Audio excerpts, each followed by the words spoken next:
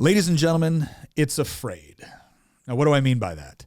We've talked a lot about the Leviathan on the show. We've talked a lot about the march through the institutions and how it feels increasingly in this country as if institutions that we used to love or at the very least respected have all been co-opted by an ideology or a worldview that doesn't seem to make any sense. And it seems to just getting more and more extreme as time goes on. And as it's gotten more extreme, it only seems to get more powerful.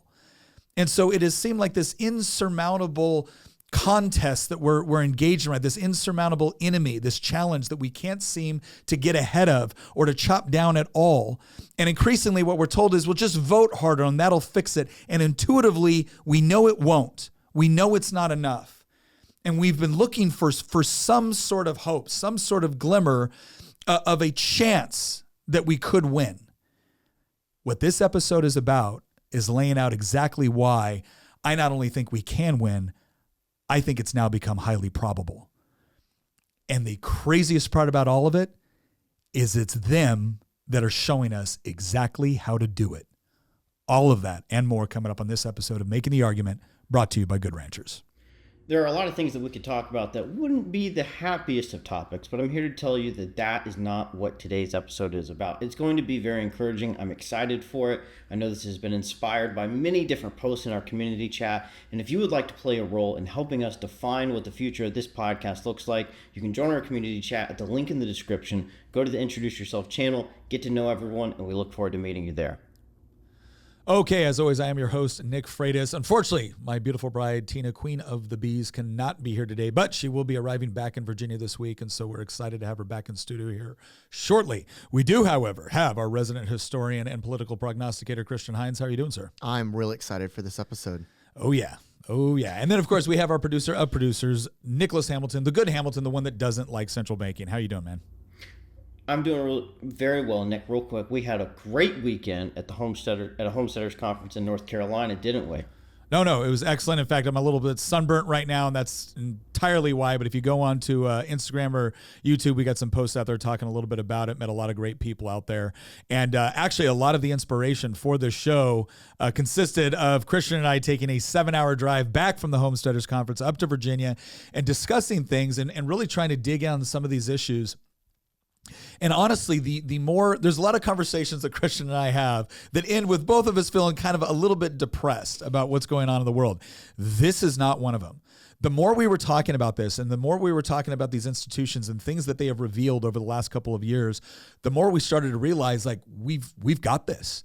And I'm sitting here, and as we're talking about it, we're talking about these categories of the Leviathan, right? So we're talking about the arts and entertainment, academia, the media, big tech, Wall Street, political bureaucracy. We're talking about all these things. And as we're discussing what they did and the response that's taking place in the culture and how they're responding to that response, I sat there and I looked at Christian, I'm like, have you ever seen Rocky IV? The one where he fights the right? He goes, yeah. I said, do you remember that moment? Because the first round or two, he's just getting pummeled. He's just getting beaten up. And you're thinking to yourself, there's no way he pulls this off, right? There's no ways he pulls this off. And then all of a sudden, Rocky gets this hit off. And he hits the Russian in the face. And all of a sudden, you hear, the Russians cut. And he just starts going after him, right? And it's a battle royale. The bell rings. He goes back to his corner. And his trainer comes in there. He's like, do you see? He's not a machine. He's a man. And all of a sudden it's this moment where it's like, oh my gosh, this can be done. And that's what I was feeling like as we were discussing these issues.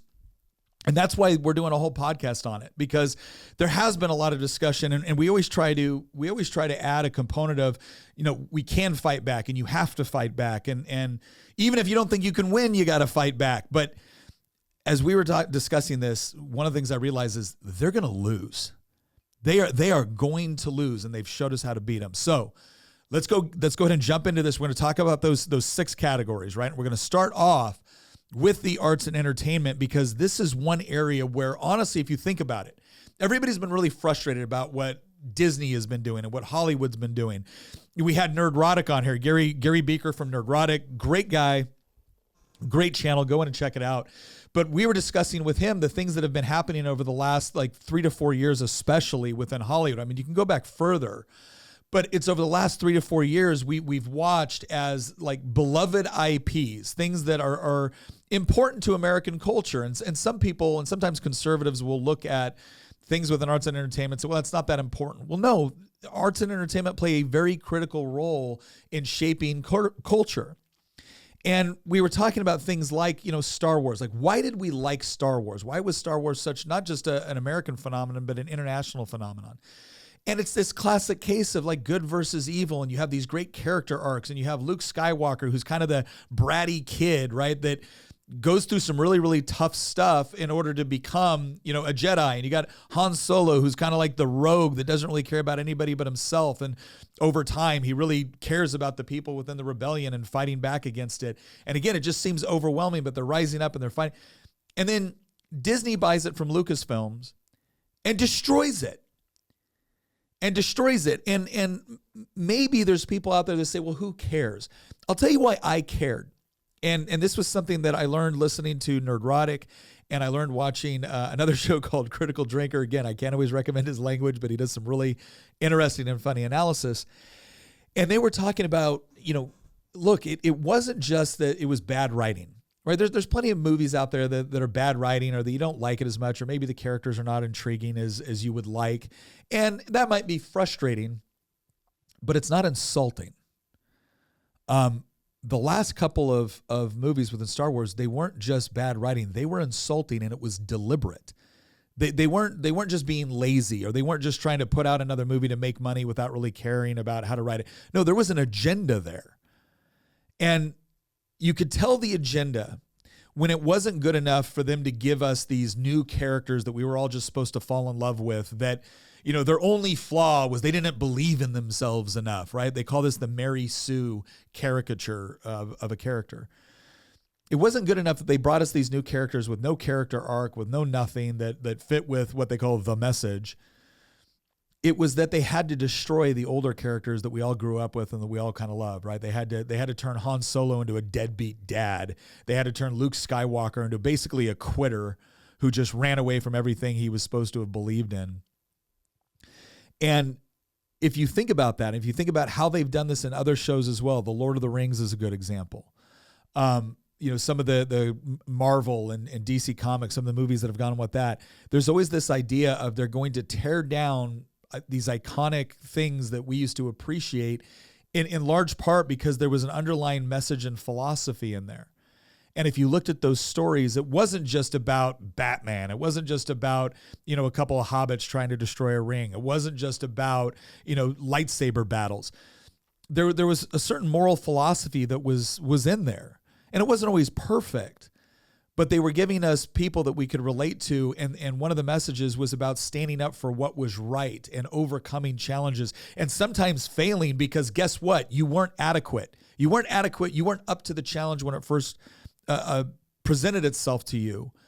But through trial and error and training and probably most of all, sticking with something that you believed in, even when it looked like the chips were down and all the odds were against you. That was a very important component of all of this. And they destroyed these characters in order to offer us new ones that, quite frankly, nobody was interested in. And I think we all need to understand that when you talk about like The Lord of the Rings, when you talk about Star Wars, when you talk about some of these were IPs, right? These were not just movies. They were kind of like traditions. And I honestly believe that they picked them on purpose because they thought they were too big to fail. They thought that this was a perfect mechanism to kill all of our old heroes and the philosophies that came with those heroes and to add us new ones that were created in this new image, this new kind of leftist ideology.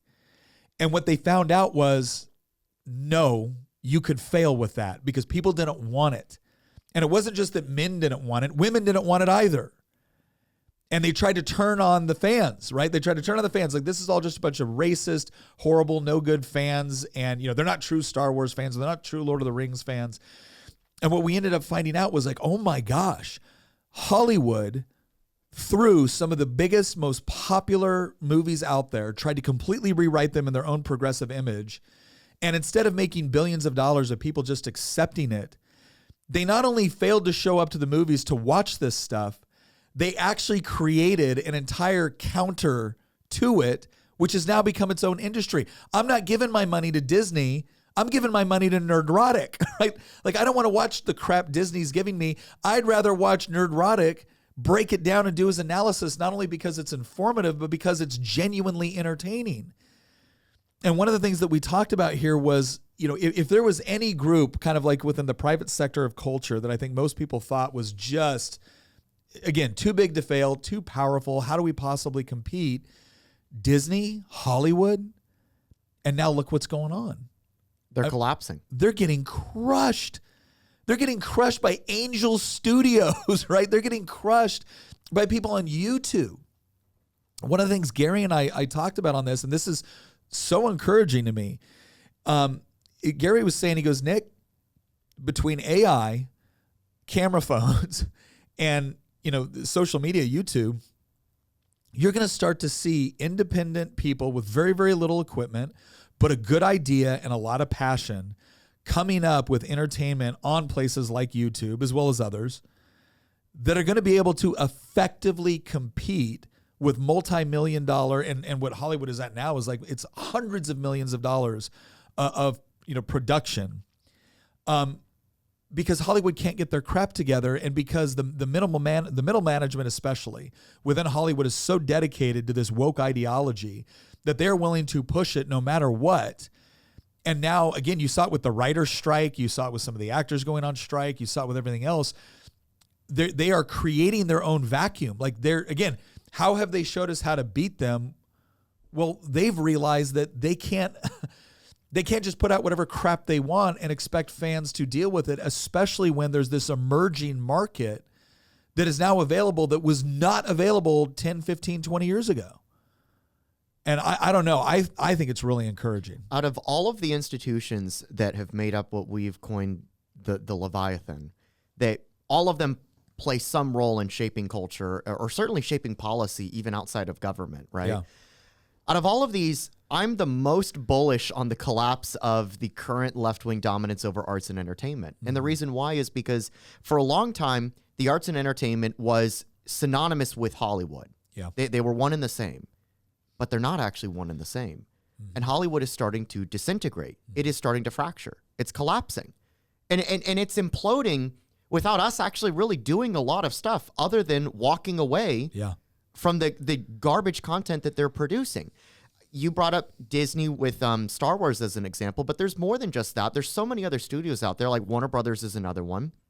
There's plenty of studios out there, and Gary's talked about this, that they've made one too many mistakes at this point, and they've alienated their own fan base. And in fact, they actually reveled in alienating their own fan base with the expectation that this wasn't somehow a free market where you need to serve your customers rather than insult your customers. Who knew that if you consistently insult your customers over and over again, that eventually they just stop showing up? Yeah. And they thought that they were too big to fail. Where else are they going to go to get their content? I don't know, maybe YouTube. Yeah. Maybe they're going to listen to a podcast to get their content.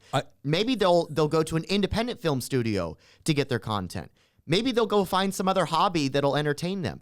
And Gary also brought up a very important point in his interview with you, which, by the way, if you haven't watched this interview yet, I highly recommend it. I was actually in the corner of the room listening to it while Nick and Gary were recording it. Well, I wanted to hear it because it was funny. You brought up in that podcast, I started listening to you a year ago, and I was thinking, oh, sweet summer child, I've been listening to Nerdrotic for like 5 years now. And let me tell you, the stuff that he was saying back in 2019 was...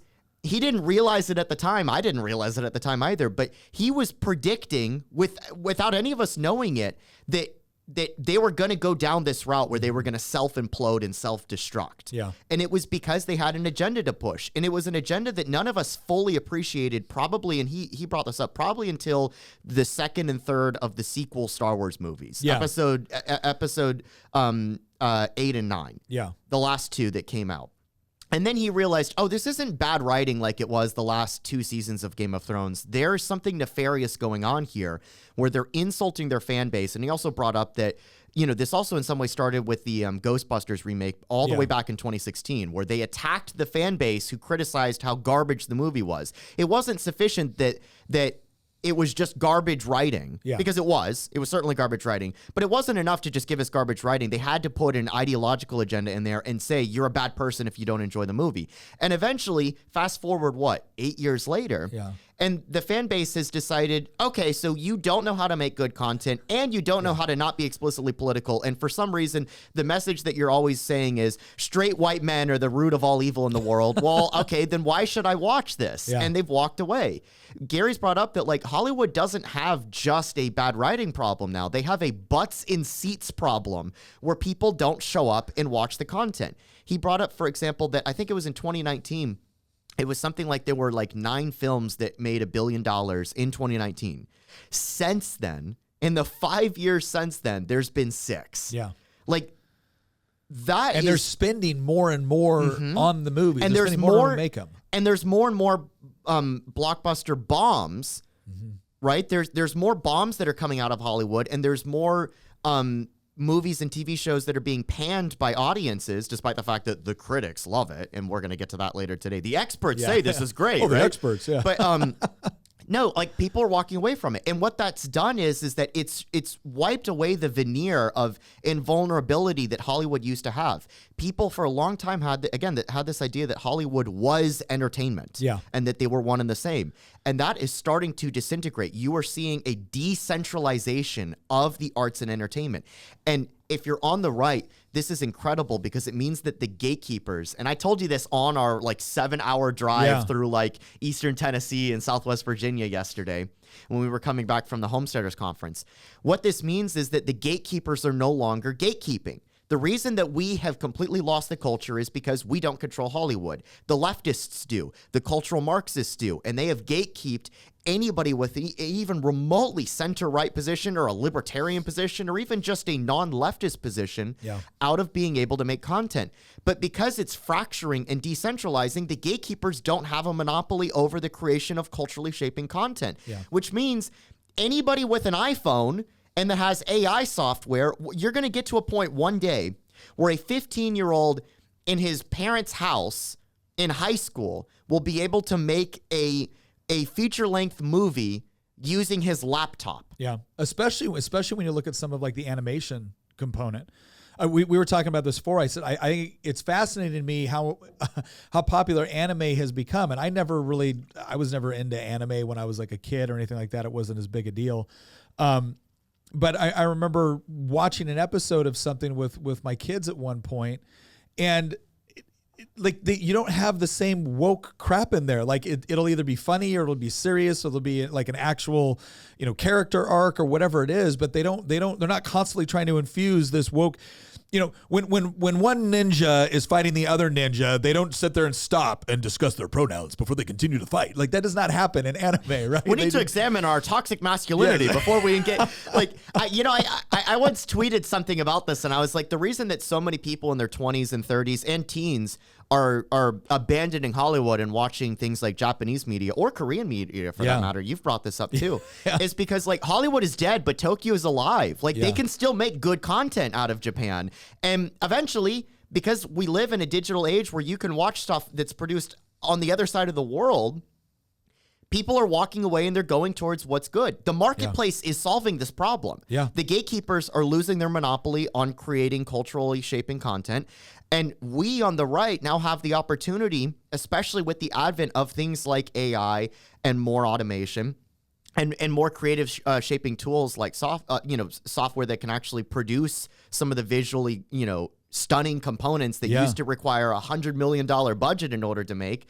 Like what's going to happen is, and I like geek out about this because I have a creative streak of my own where, I come up with stories all the time in my head, but for the longest time growing up, and I'm sure there's many other people that agree with this or can relate to this. For the longest time, you had an idea in your head, but unless you were going into film or writing, you were probably never going to have that story flesh out. Yeah. Because it required a tremendous amount of time, energy, and money in order to take something that was an idea in your head and turn it into reality. But now, think about how much time and money is going to be saved from your ability to either automate or cheaply produce something that, again, used to require hundreds of millions of dollars to produce. What this is going to result in is a cultural renaissance where anybody with a good idea in their head could write a novel. Anybody with a good idea in their head can make a TV show, or anybody with a good idea in their head can make a movie. And what this is going to do is, even outside of politics, what this is going to do is it's going to result in a cultural renaissance, because you're going to see a explosion of novels and films and TV shows and YouTube videos and podcasts and just anything that will catch your eye. You're going to see an explosion of this, and the vast majority of it is not going to be coming out of Southern California. Oh, I think when you say an explosion of this, I think it's great, because one of the things you're going to see with a lot of people developing this is, obviously, when you have a massive studio and you have all this technical expertise, there's a lot of things that you can do that you can't replicate on your laptop. But what it's done with a lot of these movies is they've completely given up on good dialogue, and they just add more explosions. They add more special effects. They add more, and we're just kind of done with it. We want a good story. We want characters you can actually relate to. And that is something that you can do with relatively little money and not the greatest of technology. You don't need state of the art to be able to create that. And I'm here for it, man. I think there's going to be so many people that say, I've got an idea. And right now, Hollywood is full of leftist gatekeepers who are responsible for keeping gates that people increasingly don't want to go through. Like, I don't care about your gate, man. And they're going to go through, and they're not going to try to go through them. They're going to go around them, and they're going to go straight to the people. And guess what? Hollywood's alienated at least 50% of the customer base, and they are begging for something. And guess what? They are willing to give the new guy a shot with something that is authentic and something that actually speaks to the issues that they're seeing right now and that they're frustrated about. And man, I'm here for it. So the big takeaway from this first one with arts and entertainment is they showed us how to beat them by, quite frankly, just dropping the ball, by failing on what their original mission was, which was to provide people with relatable entertainment that we could enjoy and that we could learn from, and that we could just kind of escape from reality at times and get that. And look, this is great because it's going to give other people an opportunity using this new technology. And when Hollywood writers want to go on strike, let them. I love watching these people, talk about going on strike. It's like, oh, we're not getting paid enough. And I'm looking at some of the stuff they write. I'm like, dude, if you got paid anything for this, we all got ripped off, and you should be grateful you have a job. All right. We're going to go to our next one here. But again, one of the first greatest takeaway from this is how easy it's going to be for other people to, again, come in and compete. Here's the other great takeaway and what this shows, right? If you want to create good content, it's out there for everybody. But you know what you're going to need?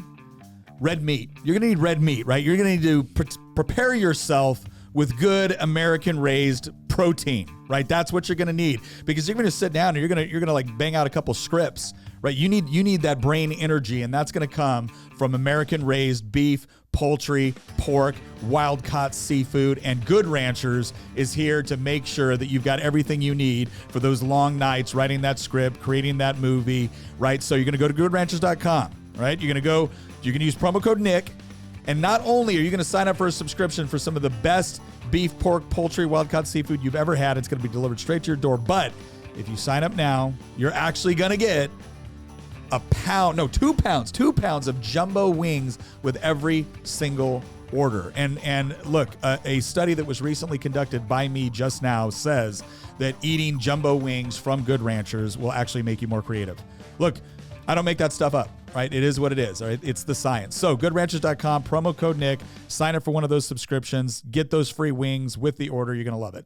Nick, I hate to take a step back, but I really want to make this point, because yesterday in our conversation about this episode, we were talking about, while people are not going to movie theaters as often or aren't subscribing to Netflix as often, there is the opportunity to help use our funds in a different way as well, so that when we subscribe to creators' notes, Substack or Community or something like that, we're choosing to take our funds that would have gone to Hollywood or the leftist entertainment system, and we're able to direct those funds in the way we would want to direct them to the people that we support. Even in our conversation with Justin Rhodes yesterday, when we were on his podcast, he was talking about how people would join Abundance Plus that may not even be homesteaders, but supported what they were doing.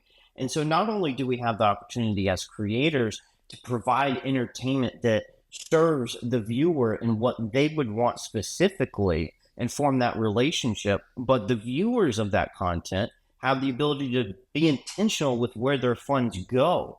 And so that's a really neat thing, the relationship that the viewer now has with the person that's providing the entertainment, that I guess you could say provides a democratization of content as well, that I think is really neat and is also going to provide independent creators the ability to do things that Hollywood may never have not been able to. You have projects like the Total Twins and Total Twins TV and Angel Studios, which are all really encouraging projects. And so I think we have a unique opportunity to take back the attention that Hollywood once did and put it towards things that are actually going to make our community stronger. No, I think it's an excellent point, because it's one of those areas where it's not simply a question of creators now having different opportunities. Consumers now have a lot more opportunities, which means everybody gets to participate in the reconquista of the arts and entertainment world. And it doesn't mean necessarily taking over Hollywood. Again, it means going around them and creating something new and different, and not creating something that's so easy to centralize and take over in the future. And again, I'm here for it. Nick, I loved your analogy about how they've built a wall and have been gatekeeping behind it for generations. And we are starting to realize that not only is the wall crumbling, but there's holes in the wall and we're just going around it. So when it comes to this institution, it's not that we're going to take back Hollywood. Nobody on the right thinks we're taking back Hollywood. It's that Hollywood is making themselves irrelevant.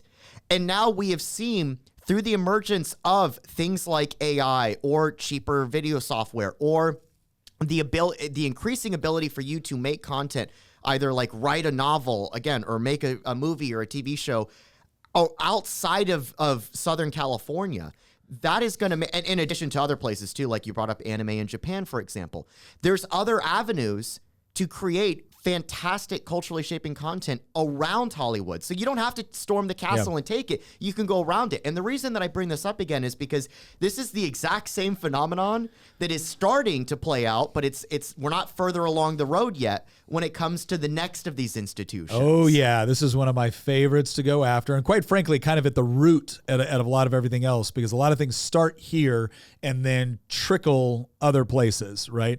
And that's academia. And by academia, we're going to talk about higher ed, but it's also the influence that it's had within even our public school system. So it's not just higher ed, right? A lot of these ideas have escaped out of the sociology department of Berkeley and made them their way into elementary school. And so this is and I want to key this off by asking kind of the audience a question and something to think about, right? When you hear the term "the experts say," for the longest time, that used to be something where when we were told that, hey, what I'm going to tell you next has been agreed upon by experts, there was a certain degree of relevance that came with that statement, because the expectation is that if you're an expert, what that probably means is that you have a lifetime of relevant education, research, experience, all leading us to the conclusion that whatever you say on this topic has a great degree of validity, that we can trust the analysis that you're doing, not necessarily to be perfect, because after all, things change over time, but reasonably certain that whatever you're going to say was not going to be some off-the-wall, crackpot, garbage. When you hear the experts say now, do you feel that way? I don't. You know what I hear? When I hear them say, the experts say, I immediately substitute it with, leftists lie, or leftists would like us to believe that whatever. Because quite frankly, just like Hollywood, there's been a lot of gatekeeping within academia. And this is absolutely one of the institutions that Gramsci and Duschke's long march has overtaken over the last 50, 60 years. But here's the thing. As somebody who has a higher degree, I can tell you there's plenty of avenues out there for you to learn stuff, especially in the humanities. Hard sciences are different. I think there will always be a need for higher education, the university system, when it comes to things like physics or engineering or biology, or medicine, for example. But I think that when it comes to the arts and humanities, there's way more opportunities now than there were even 15, 20 years ago when it comes to learning stuff. For example, like I have a degree in political science and history, and then I have a master's in history. I have probably learned more from the internet, from YouTube, from pulling up on like Internet Archive, a book that was written 200 years ago that I don't want to order and spend $200 being shipped to me. Yeah. But I still want to read it. I've probably learned more from the internet than I did from any college classes when it comes to the fields that I got a degree in. I think in some ways my degrees are actually pretty worthless. Now, then people might say, well, then why'd you go get a master's, Christian? Because I just wanted it for myself. And my dad really, really pushed me to do it because, you know, he has a PhD and my grandfather had a PhD. And so there was like an expectation that I'd go out there and do it. But let me tell you, as somebody who has a master's degree, when I hear somebody say, well, I have a master's in something, and this means I'm smarter than you, I know what I'm talking about. And you see these like voices on places like X all the time, where it's like left-wing people, you know, use their credentialing in order to argue, I'm smart and you're an idiot and you should listen to me. Why? Because I have a fancy piece of paper that I paid $200,000 for.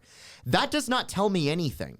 And there used to be a point in time when saying I have a degree or I have a degree actually meant something. There used to be a point in time where these universities and institutions actually had a degree of prestige that was warranted.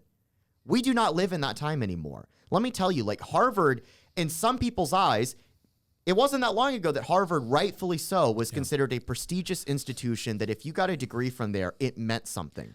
I look at Harvard today, and if you get a degree of, you know, in any of these social sciences or humanities from Harvard, man, let me tell you, that means nothing to me. I think it's interesting.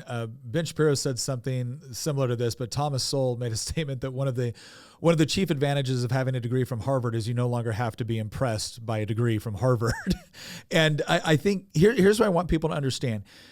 When we were talking about arts and entertainment, we distinguished between Hollywood and arts and entertainment. Arts and entertainment is a genre, it's a thing, it's a category. Hollywood is a particular place or institution or approach to delivering things within that category. It's the same thing when we talk about academia or higher education and the current American university system. I have no problem with higher education. I have no problem with the category of academia. I have no problem with people coming together and sharing thoughts and ideas and perspectives and conducting research. But the expectation used to be that research was going to be rigorous in its nature. It was going to be as comprehensive as possible. It was going to be open to inquiry, and it was going to be open to discussion, and it was going to be open to disagreement. And then they were all going to follow certain categories with respect to the scientific method, with respect to logic and reason and data analysis. And I think what the left identified, and this is something they do with a lot of things, right? The word expert, why does the word expert have value? Because there's certain assumptions behind it. And it goes to what I said initially. It means that there's a lifelong degree of research and analysis and experience. And the expectation when you hear expert is this is someone that knows so much about a particular topic that when they speak on it, they can be relied to give you good information. That's not what expert means anymore. Expert now means you're the best at regurgitating. So I'm going to start that over. Expert now means you're the best at regurgitating whatever progressive trope has now come up. And you can get the peer-reviewed article if you do a good enough job being loyal to whatever the trope is. And if you question the trope, you might have your academic credentials questioned now. And we saw this in no greater episode than the grievance papers scandal that took place when James Lindsay and Peter Boghossian and Helen Pluck-Rose started writing all of these nonsense articles, but they used the right terminology, they picked the right enemy for their papers, and they got them into prestigious journals, past peer review. And this is the part where, again, people are starting to look at it and saying, look, I'm sorry, I don't believe you anymore. So there was always this core, I think, at the grassroots level that was starting to become highly skeptical of higher education, especially when somebody's coming home with their gender studies degree and then working as a barista. Like, what was the point of that? And then now you're actually starting to see it within hiring practices of pretty major law firms, companies, where it used to be a foregone conclusion that if you came from Harvard or from Yale or from the Ivy League, well, then of course you were the cream of the crop. And now you're starting to see these law firms and these other institutions starting to open up the number of universities they will accept degrees from, because what they want are competent technicians, competent managers. They don't want activists. And that's what a lot of these institutions of higher education are producing. They're not producing people that can actually deliver expertise in a way that we traditionally associated with it. They're people that are really good at regurgitating the trope. And it turns out that is economically useless. And here's the other thing I want to add, and this is really important to remember. We are living in a time where access to information, to genuine expertise, has never been more abundant or freer, more affordable than it currently is right now through the internet. And yet, higher education is more expensive than ever before. Why? Because increasingly, what you're paying for at higher education is the credential, not the education. And then the other thing that we need to recognize about all this, when you look at the amount of money, they're raising your tuition to give you a BS degree, which you will not be able to get a job good enough to pay back the loan for that degree, so they can pay somebody on the DEI staff $500,000 a year. It has essentially become a marketplace to provide jobs for people that would not be economically viable in any sane society. And then how have they shown us how to beat them? Well, it's easy. One, the credential might be really important for certain jobs. And keep in mind, this is going to get us into another conversation later on in this discussion where we talk about the federal bureaucracy and this kind of unholy alliance between the bureaucracy and higher ed. And I'm going to reveal exactly what that looks like, because it's bad. But there's this idea that there's certain credentials that you need from the university in order to even be able to consider the occupation. You want to be a lawyer? Got to go to law school, got to pass the bar. You want to be a doctor? Got to get your medical certifications, you got to go through higher ed. Right? So they've created all these legal barriers. And here's what's going to happen as more and more people realize, and as more and more people within the private sector understand that what I want is capability, not a credential from an institution that, quite frankly, has lost its way. You're going to watch higher ed pony up to the table with the bureaucracy and with politicians and beg for more money and beg for more licensure requirements to prevent you from being able to provide products, services, unless you go to them first. And again, the beautiful part about this is that to the extent that we still can, because there's a ton of industries where you don't need higher ed at all. That doesn't mean you don't need a higher level of education. You just don't need academia. You don't need their little certification. Because at the end, what a business is interested in, or if you're an entrepreneur, even better, what your customers are interested in is, can you deliver? Can you deliver on the goods and services you have promised? And if the answer is yes, then I don't care about your credential. And if the answer is no, I don't care about the credential. Like either way. And so I think this is really positive, because we're not only seeing this in higher ed where people are just skipping it.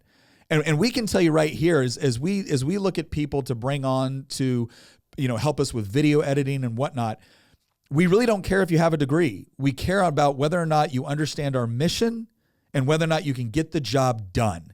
If you can do those things and you have a degree, great. If you can do those things and you don't have a degree, probably even better at this point. And I think that's incredibly powerful from an economic standpoint, from a marketplace standpoint.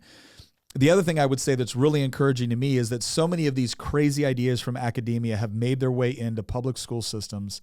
And now you're starting to see more and more people either pull their kids from school and homeschool, or they're going into co-ops. You see people like Matt Boudreau and Tim Kennedy offering, other educational opportunities. People are breaking away from this mold that they have had forced down their throats for years, that this is the way education is done. And as technology has advanced, as other opportunities have presented themselves, more and more parents, more and more students, more and more people are saying, yeah, again, you're guarding a gate I don't care to go through.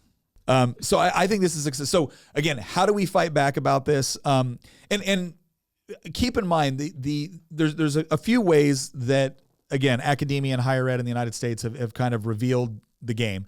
We've known for a while that they've been totally co-opted by the left, but we always kind of thought like, okay, those are some crazy ideas in college, but people get out, they get a job, they get a family, it becomes better.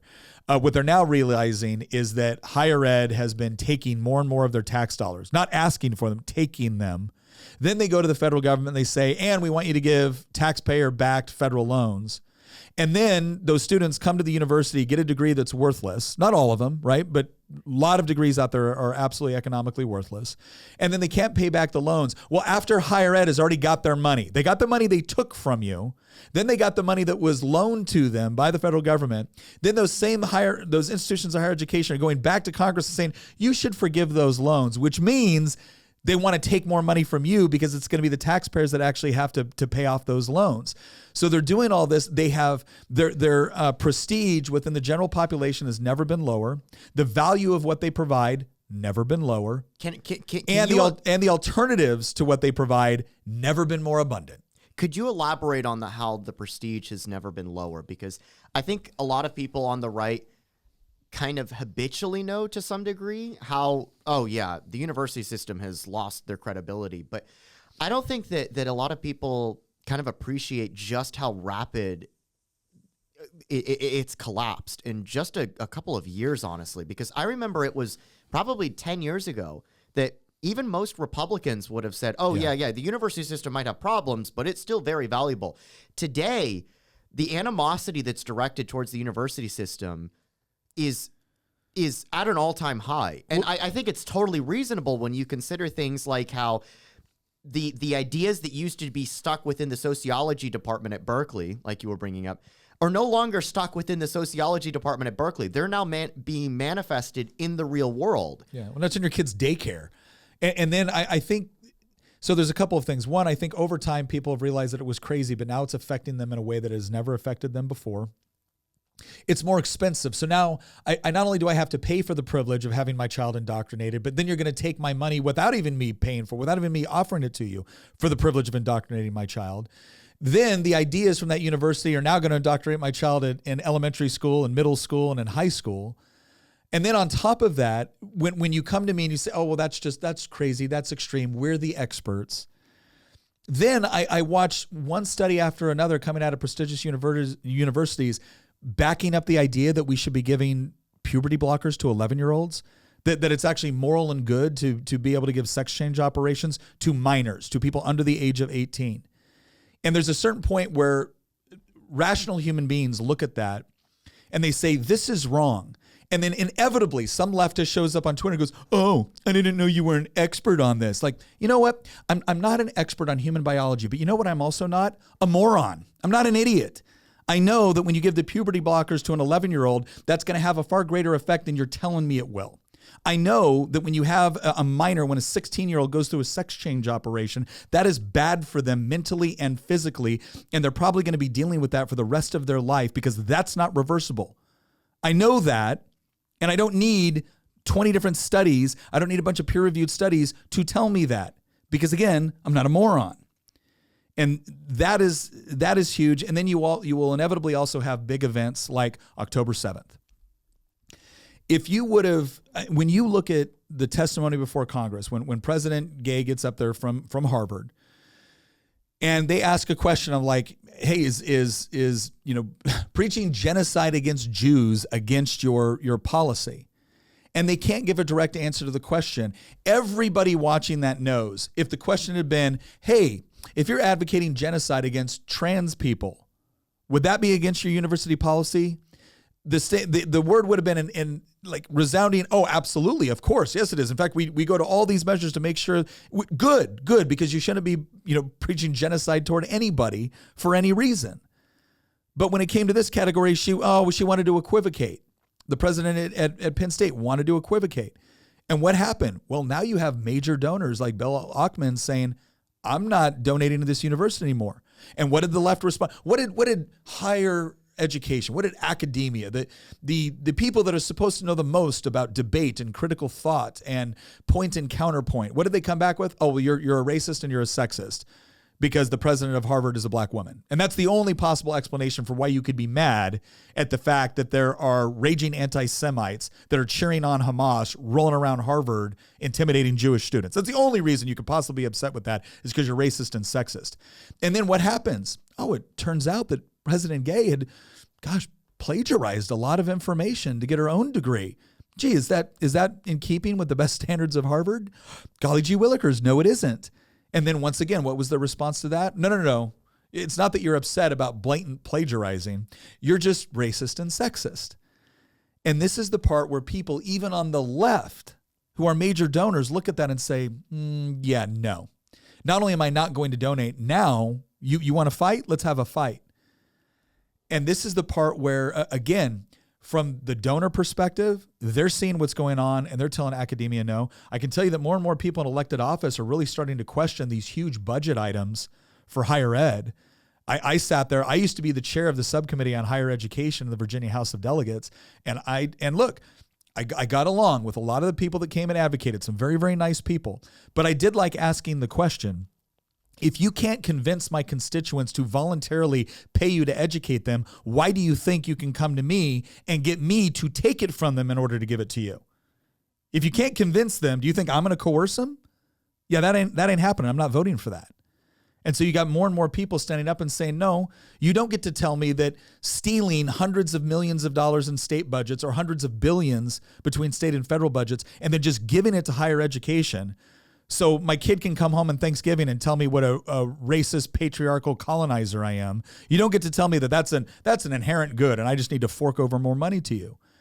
And then finally, when it comes to the basic consumer of education, more and more of them are actually looking for different universities, or they're skipping the university process altogether, not because they don't want a higher degree of education, but because they don't think they're going to get it at that university, and they're certainly not going to get it for an affordable price point.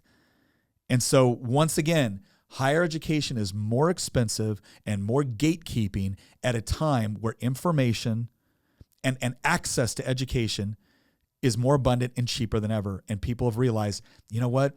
I don't need to fight for your institution. I can go around it.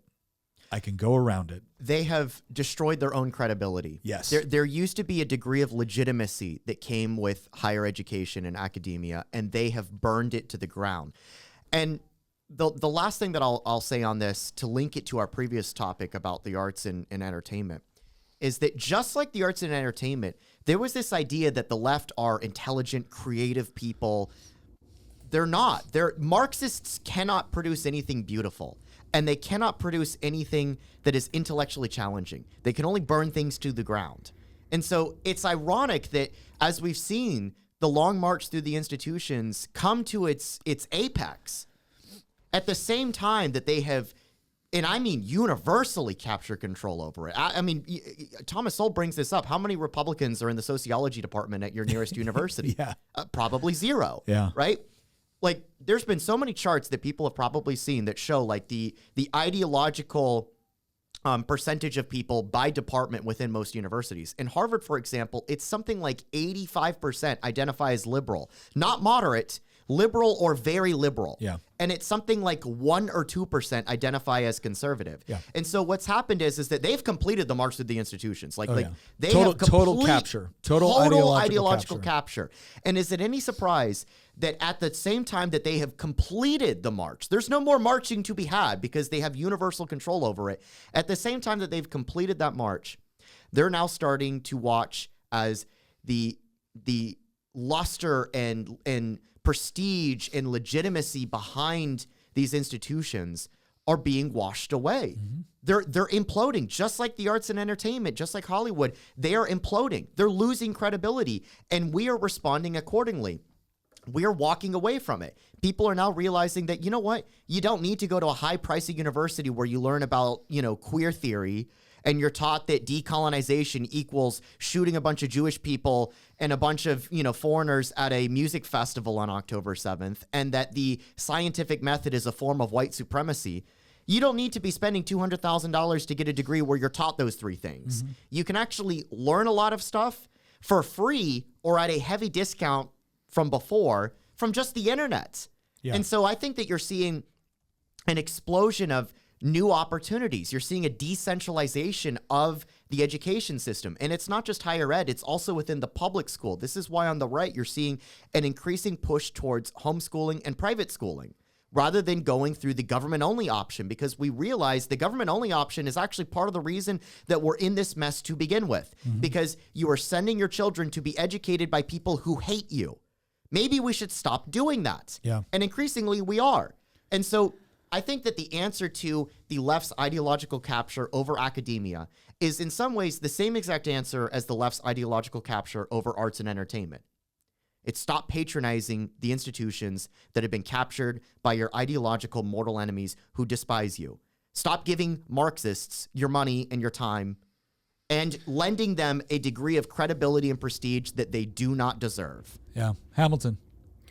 There's a few reasons here why universities have been able to operate outside the bounds of reality and tell people that if you come to our university, you will be prepared to work within an industry and make a good living. There's a couple of reasons for that. One, it is parents who continue to tell their children that a college degree is a requirement to make a good living and live a good life. Two, and probably the most pervasive, is that at every university there's a loan officer ready to meet the new student who just came to tour the university, who's telling them how easy it is to borrow money to get that education. And three, it's the university themselves that is allowing students to believe that if they come and, like Christian said, patron the university, that they will be better off for it. But I want to go to two things real quick, and I want people to imagine how disappointing it is for someone to go through 4 years of college, graduate, and not be able to find a job, and realize that what they were told to be true, that is, if you go to college, get a degree, make good grades, you can get a job, is not true. Yeah. And the second thing is, if we are going to go around higher education, then how important is it in our conversations with people to illustrate our own opinion, tell people our own opinion that college may not be the right answer, because so much of college being the next step after high school is being pushed by parents who in their friend groups are talking about, oh, my student's gonna, my kid's gonna go to this university or that university.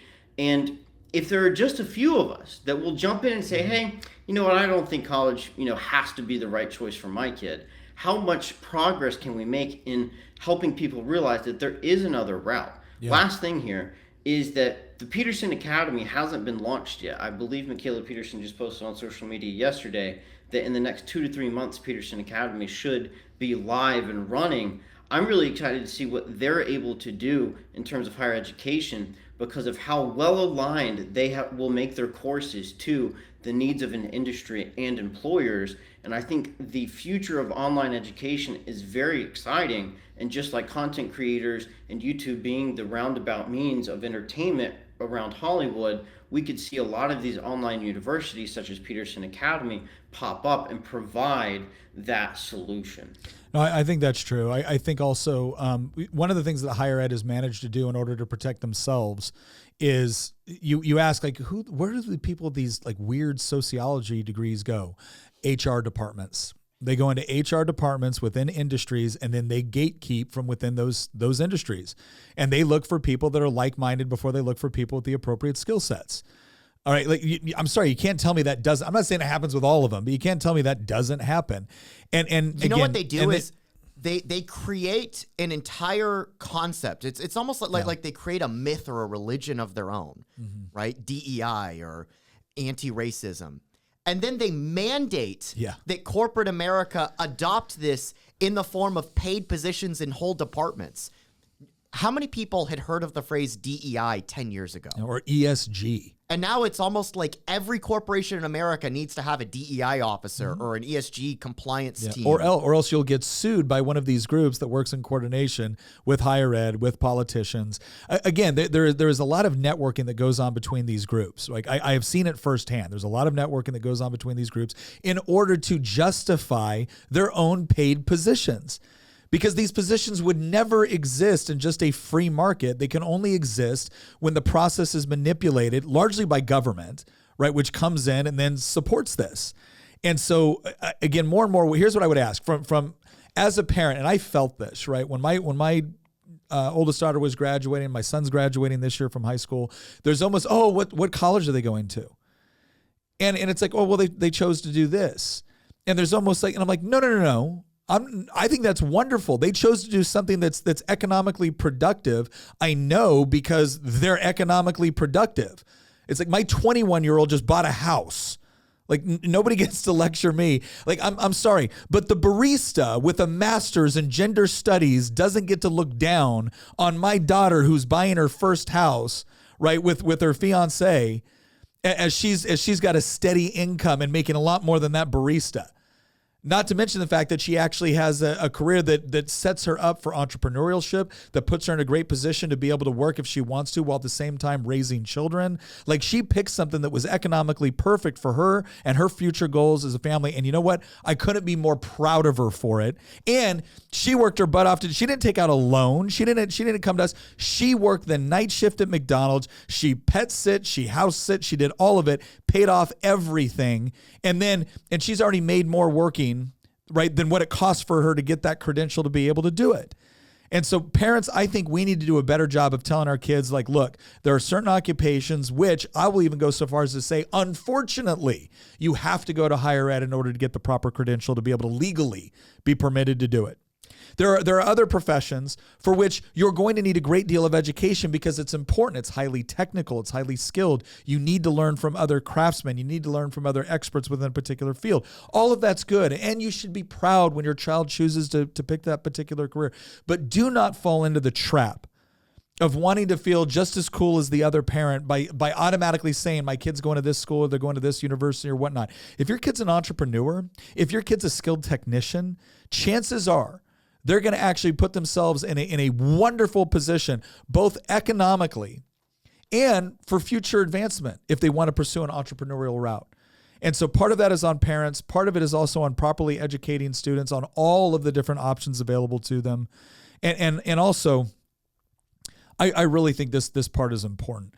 Understanding that whatever that credential might be at that university, right? Your alma mater is not what it was when you went there as a kid.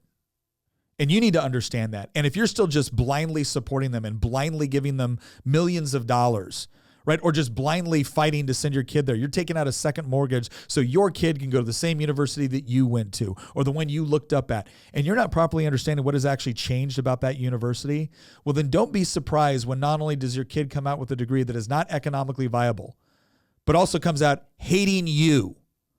Can you imagine, like, the sense of betrayal, not only on behalf of the student that feels like, I did all this work, I did what I was told to do, and then now it's not working, but also the betrayal that the parent feels where it's like, we took out a second mortgage, we sacrificed, we went without to be able to do this, and now we're the bad guys, now we're evil because your college professor said so.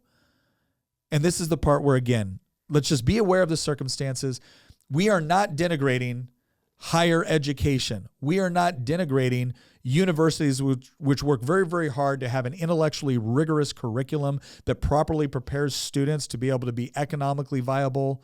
We're not denigrating any of that. We are denigrating the complete ideological capture that has taken place in so much of academia in the West, specifically within the United States. And we are telling people, whether you're a student, whether you're a parent, or whether you're an employer, stop just arbitrarily giving these institutions power because of a reputation that they built decades ago and have spent the last several years doing their best to absolutely crush and kill it. You know, there was a point in time when my dream, for as long as I can remember, since I was literally 5 or 6, my dream was to get a degree, get a PhD, and then go into a university and teach history. Yeah. That's what I wanted to do. And then I met you. Thanks for derailing it. But no. You talked me into running for office, and I didn't want to do that. So we derailed both of our life plans.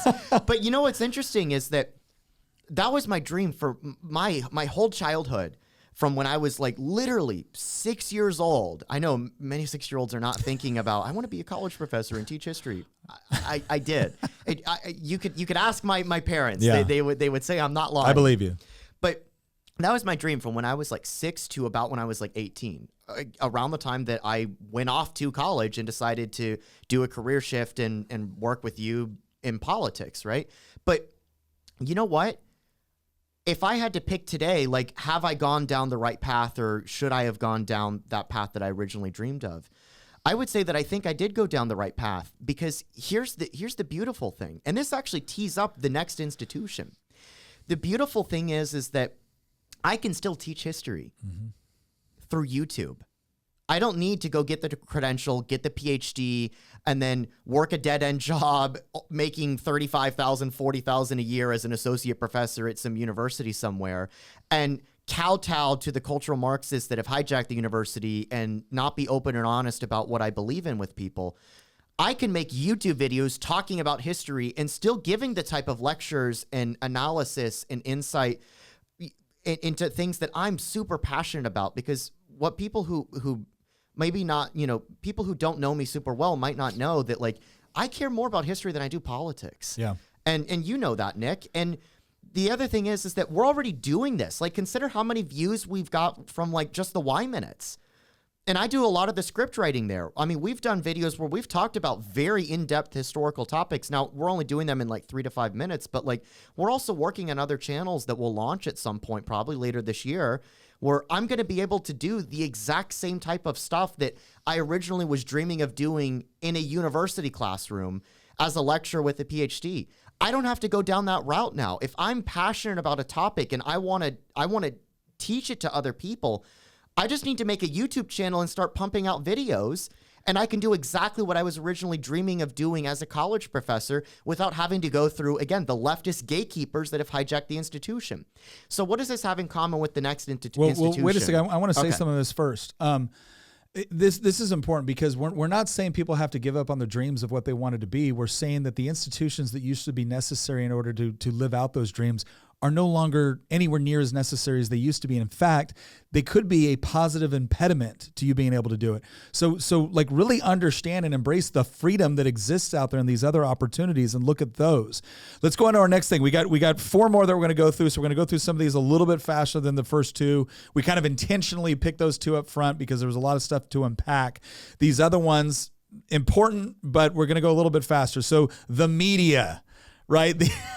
You know what our outline says? I want to just tell the audience because they're going to laugh. The outline that we built when we were driving yesterday for the media is, the first point is just LOL. Yeah. Yeah, we were looking at that and we're like, out of all the institutions that have just done their level best to discredit themselves, the media is really high on this, and they've been doing it for decades now. We've all kind of recognized. I remember my grandfather watching Walter Cronkite, and when he would come on, he called him, the head red. Well, I don't remember this. My dad does, but he told me the story. When Walter Cronkite would come on, my grandpa would be like, the head red's on. But you didn't have any other options, right? And when Fox News came on the scene, they just blew up overnight because 50% of the customer base had been completely alienated by CNN.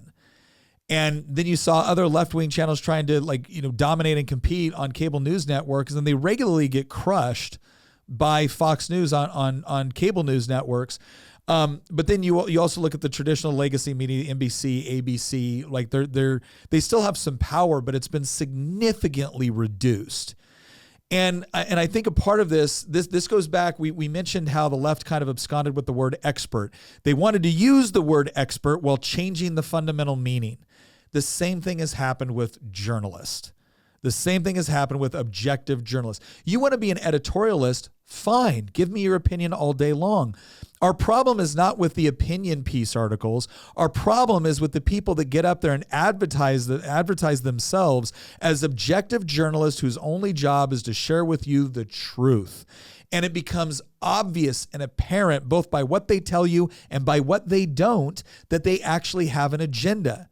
And they put forward this agenda, and when they get called on it, what do they say? Well, this isn't about left or right. This is just about right or wrong. Oh, how convenient. You get to decide what right and wrong is. You get to decide what the acceptable opinion is. You get to decide what the good people think about this. And clearly, if you disagree with your analysis, it must mean that you're a bad person. And people have gotten sick of it. They've gotten tired of it. Not to mention the fact that how often the media is wrong. And I think 2 things in particular have just really destroyed the media as of late. One was their coverage of COVID. watching media just completely try to engage in overt character assassination for anybody that didn't march to the government narrative. And that's amazing because aren't the media supposed to be the watchdogs of the government? No, the media are only the watchdogs of the government if they don't like who's in power, and even then they'll skew the message. But if they like who's in power, they will run interference all day long and essentially become another wing of the government. The other thing that I think absolutely crushed a lot of trust in media, and because it showed the blatant hypocrisy, is when a lot of these organizations started to do fact checking. Because when you say we're going to fact check, right? First you had editorialists. None of us cared. We all know what you're doing. That's opinion piece. That's fine. Opinion pieces are interesting and they can be very, very useful, especially when you tell me it's an opinion piece. Then it was objective journalism, which ended up becoming nothing more than editorials. And we're like, okay, you've lost credibility because you told me you were doing one thing when in reality you were doing something else. But then they did fact checking. And I remember originally it was like, oh, this is an interesting concept because we know that there's a lot of stuff that's put out there that's, let's just say, if not blatantly false, deliberately misleading. But then you started to read the fact checks and you realize that the fact checkers were engaging in deliberate misleading. And I have personal experience with this. I remember when I was running for Congress, I made a statement about my opponent's voting record. And then all of a sudden I got fact checked. And they came out and they said that I was, I think they said it was a half-truth or that it was mostly false. And I was like, wait a second, how could my statement be false? Like, we check this because it was always very important to me to be accurate in what I said. I said, we check this. Like, I'm not wrong here. And then I read the article and I realized that what they were fact-checking was not my statement. What they were fact-checking is what they thought I meant by my statement. That's not a fact check. You're now editorializing the fact check. You're not actually giving people analysis of what I said. You're saying, well, he said this, but we really think he meant this, and that would be wrong. Well, that's not what I said, and that's not what I meant. So you're wrong. But it doesn't matter because they're the fact checkers. Okay, let me ask everyone right now. When you see something pop up on Instagram or Facebook or whatever it is, and you see fact checkers have said that there's missing context or fact checkers have said this, do you trust the information you're about to receive less? I don't. In fact, I want to read it even more. It's like I want to read it harder now because I am so sick of people that once again have lied to me about what their agenda is, right? Attempting to manipulate me. And this is not just bad practice. This is dangerous. But it's only dangerous as long as I believe you. And nobody believes them anymore. Or at least nobody who isn't ideologically inclined to believe them. Now, the left will say, well, you're guilty of the same thing on the right. Fine. But what I'm absolutely tired of, and what I don't honestly see as much on the right, is this idea of, again, people telling me they're objective or telling me that all they're doing is fact checking and then deliberately lying about what they're doing. It's just insane. When I was growing up, my family would say that the only job that you can have where you can consistently be wrong and still keep your job is being a weatherman on TV. But I think we've learned that there are actually a lot more jobs where you can consistently be wrong and still keep your job. But what I find to be so funny is that my parents will actually watch a weatherman on YouTube who has a YouTube channel that's only about the weather, and he's more accurate than the weatherman on TV. Yeah. No, again, it was one thing where the media, just like Hollywood, used to be really gatekept. Like you had like 3 channels to watch the news. And then when cable came around, you had more options, but most of them were left-wing or left-leaning. And same thing with newspapers.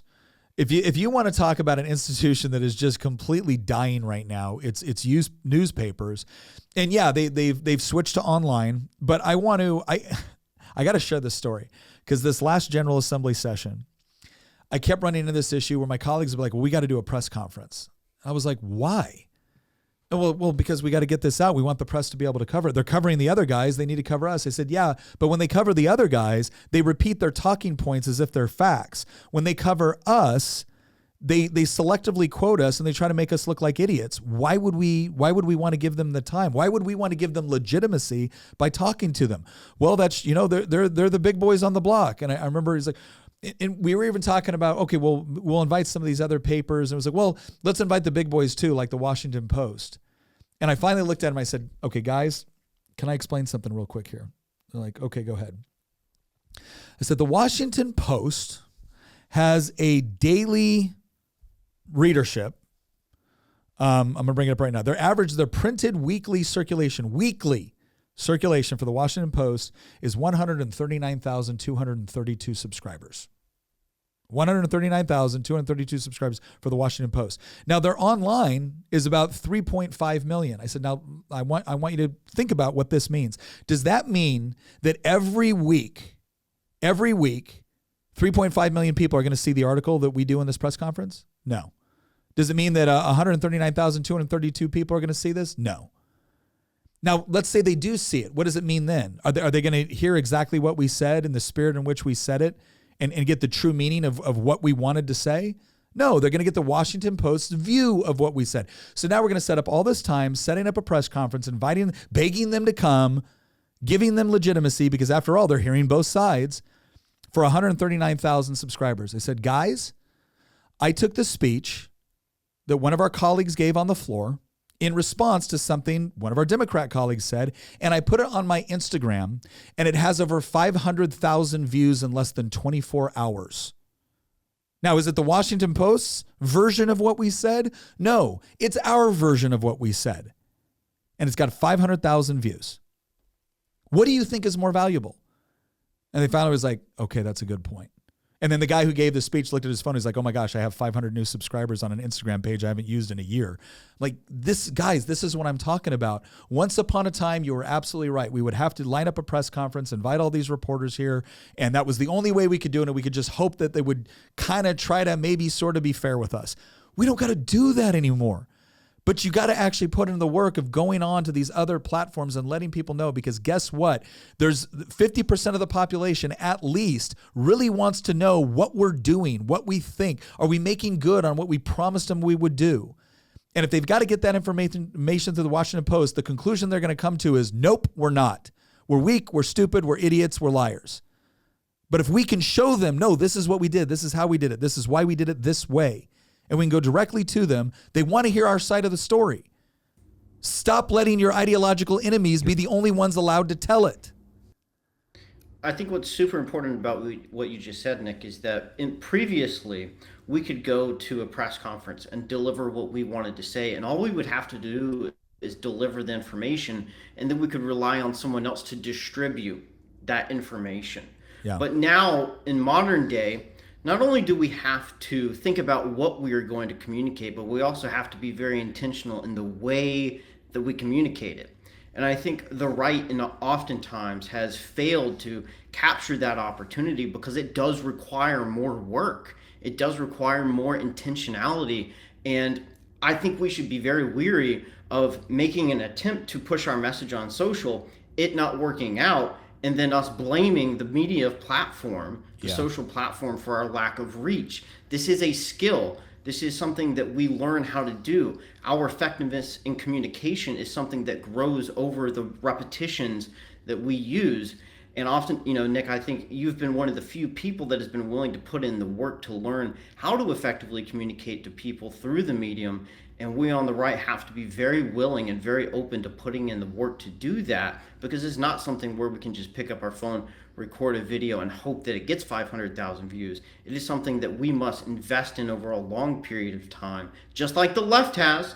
Left has been doing this for years, and we've been behind, and it's time for us to get our act together.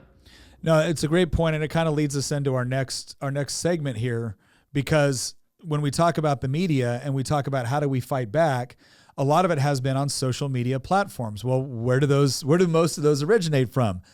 Big tech, Silicon Valley. Again, we're talking about organizations, companies, institutions that don't necessarily have our best interest in mind. And once again, we saw that on full display before COVID, but definitely during COVID, and certainly during the presidential election in 2016 and then again in 2020. And so I think that, and I want to say this, but there's been a lot of people that would say, I've had people get mad at me before that I put out content on anything but Rumble or anything but Truth Social. And I like to tell people, like, look, I've got a Truth Social account, I've got a Rumble account. Happy to put out stuff there. We do put out stuff there. But that's not the only place I'm going to compete for the culture. I'm going to compete for the culture on every platform I possibly can, because if we're not doing it, then they're only getting one message. And as bad as big tech has been, I will say this, there have been some very, very important congressional hearings which has exposed so much about how the government worked in collusion with big tech in order to censor people, deplatform people. And it was so bad that competition did arise within the sector, right? Rumble, Parler, Truth, others. Here's what that caused. It not only created an alternative to those other platforms, even though we got to admit those other platforms are much bigger than like Rumble and Truth. But what it did is it put them on notice. It put them on notice. And nothing put them on notice more after things like the Biden Hunter laptop story, where they deliberately screwed with the news in conjunction with the federal government in order to interfere in the election. They did this. Elon Musk buying Twitter. That sent shockwaves, I think, through big tech for a couple of reasons. One, now all of a sudden there was guaranteed to be a platform where free speech was actually going to be encouraged. And he wasn't going to just arbitrarily kick off conservatives or libertarians. And the reason why that is so important is because it caused other large social media platforms like Meta, like YouTube, to actually kind of loosen up on some of the censorship that they were engaging in as well. So the exposure of what they had been doing, combined with Elon Musk buying Twitter, combined with other platforms starting to emerge, caused, I think especially, we've noticed it with YouTube and Meta, more on Instagram, less on Facebook. Facebook algorithm has been garbage lately, in my opinion. But YouTube and Instagram, look, you see the topics that we talk about. We seldom, if ever, have a video get demonetized or a short get demonetized. I don't think we've received any warnings from YouTube, and it's not like we're shying away from major issues. And I give Elon Musk a lot of credit for that. I give the people that came up with Rumble and Truth credit, because they created that social and, more importantly, economic pressure to reevaluate they were conducting business. In fact, I think one of the most powerful things Elon Musk did over at Twitter was when he came in, he looked at how they were doing business and then fired 75% of the staff. And everybody on the left was like, I'm leaving Twitter, and Twitter's going to go to hell. They're never going to be able to survive with what Elon Musk is doing. And lo and behold, Twitter's thriving. A lot of the leftists that said they were leaving for good left for about 5 minutes and then had to come back for their fix. Right now they're back on X, tweeting away, Xing away, whatever you want to call it. Right. And they also know this. Elon Musk is now expanding into other areas. He's using the Twitter platform for more than Twitter was just originally set up to be. And now X is engaging more in the podcast, engaging more in the live events. When Tucker Carlson, probably one of the best economic things that could have ever happened to Tucker Carlson was getting fired by Fox News, because then he takes his show into X and other places. He's probably going to make more money and he's going to have more freedom to do what he actually wants to do. And so as much as I have a problem with big tech has actually been pretty responsive in many ways to the pushback from the marketplace in a way that, things like Disney have not been, or academia have not been, or the legacy media have not been. I'm going to agree with everything that you said, Nick, and I think Elon definitely, without a doubt, pushed the other platforms to become less negative to conservative views. But I'll also attack this from a slightly different position, in that I believe TikTok brought Meta, YouTube, and Twitter to their knees with short-form video. Yeah. And all of these platforms, Facebook, Instagram, Twitter, saw their viewership spending more time on TikTok and were forced to incorporate short-form video into their platforms. And I think this did quite a lot to diversify the content on each platform. And it also forced Facebook to let go of their handle with their tight hand grip on the algorithm. You see less ads in your feed now on Facebook. You see more short-form video. The competition amongst those platforms forced the other platforms to allow an algorithm which prompted all content to rise to the surface based off of its merit as well. And I think that's created a very interesting situation. And the combination of Elon and TikTok has created an environment which has been a lot more friendly to a lot of people. But the last thing I would say is there are a lot of conservatives that say we shouldn't be on TikTok because of China's involvement. And I totally get that. But I think we also need to consider that if we do not operate on TikTok, we will have created or allowed a situation where the left has been able to dominate the platform. And if we are not also putting our message there, could it possibly be that the left loves that this, China being involved with TikTok has discouraged conservatives from being on there because it's just another platform that they can dominate without any competition? And so I think we do need to question the legitimacy of the platform, but also examine, are we allowing ourselves to, by not being involved, to create a situation where the left has complete dominance over the ideas and thinking of Gen Z and younger people and everyone who is still using the platform? I also think we need to be careful on trying to look for legislative solutions to TikTok. Like I genuinely understand. We had some stuff in Virginia today we had some stuff in Virginia, this General Assembly session, that I was willing to consider, because I do think that there is a significant threat from the idea of essentially the Chinese Communist Party owning a platform, which they are deliberately using to sow depression and despair among American kids. And you can tell this by what TikTok looks like in the United States and by what the equivalent looks like in China. They are not pushing the same crap.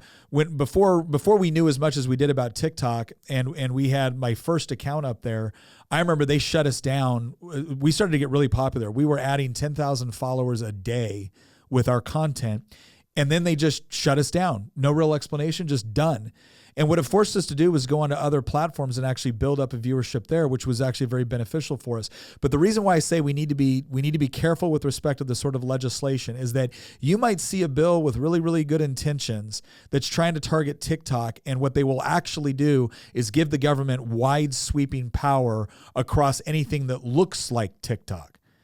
And so I'm not saying that something doesn't need to be done on that. I think there's some serious problems with the way that TikTok has used their data and used their power and used their exposure. I also think parents need to understand that there's not some silver bullet legislative fix to this, right? They're going to have to be far more engaged in their children's lives and what they give their children access to, right? There's first and foremost, this is a parental responsibility.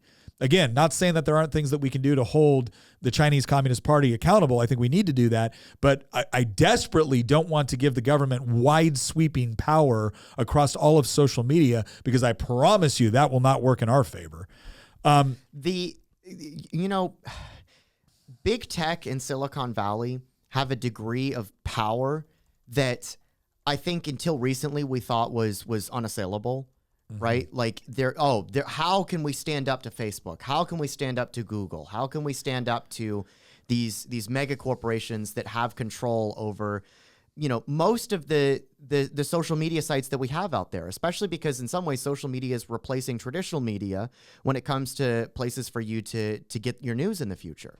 But and not only that, we've also seen the danger of it. As you pointed out, like in 2020, it was Facebook and Twitter that shut down, like explicitly shut down the Hunter Biden laptop story, which, by the way, turned out to be 100% true.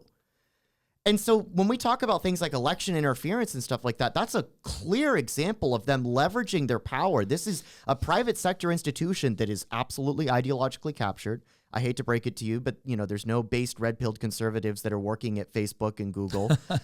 But and until recently at Twitter, right? Yeah. And so we had examples of, the left controls these institutions. In this case, we're talking about big tech in Silicon Valley. They control this institution that has a huge amount of outsized influence when it comes to political discourse and discussion, because in some ways they're replacing the old dying media of newspapers and television. And it's going to be even worse than it was with newspapers and television, because at least these jokers in the media, we knew that they weren't with us, right? Yeah. We knew that ABC and CNN and MSNBC, we knew that they were ideologically captured, and we could also just stop watching them. But in some ways, you have to use big tech if you live in any place that has access to the internet, if you want to engage with people, and more than just how to get your news, but, how to sell a product or how to get your ideas across. And it's a really dangerous thing when the left controls an institution that doesn't just provide you news, but also is a gateway or a mechanism for you to engage in the marketplace of ideas or marketplace of goods and services. I mean, our podcast, for example, a huge chunk of our viewership comes through Apple podcast downloads and YouTube. Yeah. It's not like either of those organizations or either of those corporations are ideologically in our corner. It's not like they like me. But the good news being, with Elon Musk purchasing Twitter and then converting it to X and then firing 70% of their staff, two things came across. One, you can fire 70% of the middle management, which are the ones that are usually pushing leftism and wokeism. You could fire most of those people and it still runs great, which sends a message to the investors of somebody like YouTube or Facebook, which is, why do we need to kowtow to these radicalized middle management types that are basically pulling the company to the left? We can actually get rid of most of these people and the company will run fine. And increasingly, investors are going to get to a point, and you've talked about this before, with the rise of interest rates and the explosion of federal deficits and the end of easy money and easy credit, you're going to get to a point where investors are going to be like, where's the returns, man? Yeah. Well, you need to replicate YouTube's model. That's the first point. The second point that I'll end with on this is now there's competition in the system, right? Because Twitter went from being our number one enemy because they were the ones that led the charge with censoring the Hunter Biden laptop to Twitter now is arguably the most friendly to right-wing voices of any of these platforms. It's funny. Like, I trust the takes of a random Twitter account with an anime profile picture that has like a Christian cross in front of it and a snake next to it, representing Christianity and libertarianism, right? Yeah. I trust the anime profile picture that explicitly says I'm on the right more than I do the Twitter account of the Washington Post, right? Like, yeah. And so it's funny how like Twitter has turned from being the worst out of all of them to the most friendly to conservative voices. And in doing so, that's allowed for competition within the system, which now means that the gatekeepers, the gates have been breached, man. Yeah. And now there's competition. And if you're on the right or if you're a conservative, you have a platform that you can go to and that you can help fund if you buy like the blue check mark or something like that. You can help fund its success at the expense of these other platforms that now have to compete with Twitter. And they know it. Facebook and YouTube know it. And if they push too far like they did in 2020 or 2016, what's to say that Elon decides, you know what, we're going to roll out our own equivalent of YouTube now? Yeah, that's the part that I think they in the back of their mind, they understand that Elon Musk is one of the best innovators out there, and he's also very efficient. So YouTube might be thinking, well, we could do this, or Facebook or Meta could be thinking, we would do this. Yeah, but the problem is that in many cases, they haven't been that efficient at it. They got to hire all their DEI people. And it turns out that's really expensive. When they asked Elon Musk, like, how are you operating X with 25% of the workforce that Twitter had? He goes, well, it turns out when you don't have a lot of when it turns out you don't have a lot of people sitting around looking for ways to censor people, you can run it with a lot less people. And again, I think the other things are, they know this, and this kind of leads us, we got two more to go. This leads us to Wall Street. Wall Street is another one. And to this day, if you listen to Elizabeth Warren, you would think that Wall Street is just in the pockets of, Republicans and that's who. Whereas if you look at every corporate board and you look at the organizations like BlackRock is firmly, one of the most powerful funds out there. They're firmly in the far left progressive camp, big Elizabeth Warren fans, I'm sure, right? And they're the ones out there pushing ESG. There's a video of the CEO of BlackRock saying that sometimes behavior has to be forced, and we're going to force it. And so for the long time, we've looked at kind of I think we've almost felt like this sense of betrayal that here are the entrepreneurs, here are the businesses, right?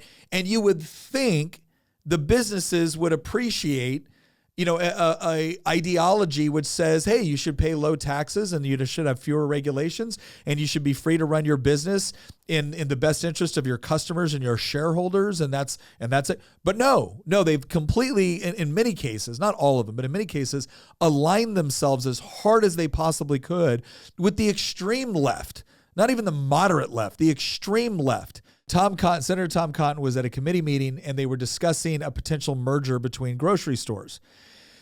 And Tom Cotton gets up there and the representative from the grocery store is there and he goes, look, I want to tell you guys something. He goes, we warned you guys as a grocery store for a long time to not get involved in all of the woke progressive political stuff and to just focus on running your business.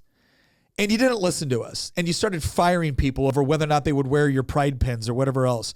He goes, and then what happens? You come here to this Senate committee meeting when we're discussing potentially allowing a merger to take place, and you want to rely on those of us who believe in the free market and believe that you should be able to run your business the way you want to save you from what's going on, despite the fact that you want to get involved in other areas. And then Tom looks at him and goes, so here's what I'm going to say to you. Gosh, I'm really sorry this is happening to you. I hope it works out. And I was like, that was a boss move. Again, Tom Cotton, not my favorite senator, but that was a boss move. I don't think anybody can argue that a lot of people feel that way. It's that you want to sit there and you want to trash the very people that are supporting the sort of economic environment that allows you to be able to thrive. And then you want to engage in this crap that like Disney's doing. And then you want to come right back and be like, well, yeah, but you guys are going to help us, right? No, we're not. And I think there's a couple of things that Wall Street has demonstrated recently. One, they can bow. I mean, obviously, they've been bowing to the political pressure of a relatively small sector of the population for, decades now. But really, in the last few years, it's just gotten extreme. It's just gotten ridiculous, right? The month of June has become insufferable. And they're doing all this, but they don't do it in some of their overseas areas, do they? Right? They respond to political pressure. They respond to social pressure. And Ron DeSantis, I mean, the left tried to say, oh, Disney really got the better of Ron DeSantis. No, they did not. Disney capitulated. And Bob Iger's going around right now. It's not actually manifesting itself in the way Disney operates, but Bob Iger's been doing like an apology tour every 5 minutes. Like, we need to focus more on entertainment. Right? Again, they're not doing it, but they know they got to say it because they're watching their revenues tank. Now, the question is how have all of these businesses gotten away with engaging in activity that costs them money? And this fuels into the whole idea of companies like BlackRock that have trillions of dollars that they can invest into companies, or trillions of dollars under assets, right? So they have a lot of power. Well, what does BlackRock do? BlackRock says, we want to see your ESG scores. Right. They are pushing the thing. And I've watched companies that are actually very, very conservative say, Nick, I don't know what to do. In order to get the funding I need to expand, I have to come up with these ESG criteria or else I'm not going to get the funding. Well, here's a dirty little secret. The only reason why BlackRock has gotten away with a lot of this is not simply because BlackRock's got a ton of money and a ton of assets. BlackRock has been living off of inflationary monetary policy.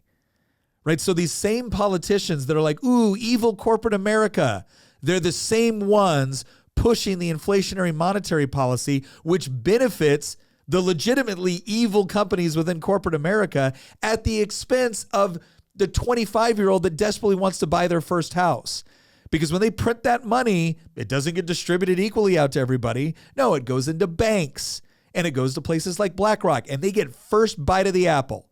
And what do? They buy up hard assets because they know this dollar is not going to be worth the same that it is when they first get it in their hand. They know the value of that dollar is going down. So what do?